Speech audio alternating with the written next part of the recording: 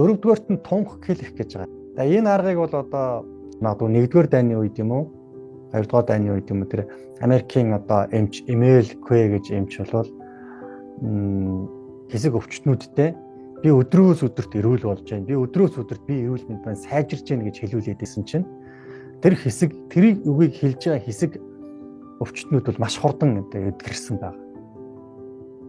Ингэж хэлээгүй өвчтнүүдийн өвчин бол эдгэрх явц нь удаан байсан. Тэгээ ийм байдлаар бол энэ санамсаргүй ийм аргаар энэ тунхаг хэлэх аргаар хүн өөрийгөө эдгэж болох юм байна гэдэг ийм нээлтийг хийсэн. Тэгээд одоо мөн л одоо тусгай аргачлалын дагуу өөртөө ингээд урам зоригтойгоор би өдрөөс өдөрт улам бүр эрүүл болж байна. Миний эрүүл мэнд эндээ эдгэрч байна. Би эрчимтэй эдгэрч байна гэх мэтчил ингээд өөртөө зоригжуулж байнга давтаад хэлээд авах юм бол хүн эдгэрч болд юм байна. Яг энэ аргаар нь эдгэрсэн бас хүмүүсийн олон түүх жишээ байна лээ.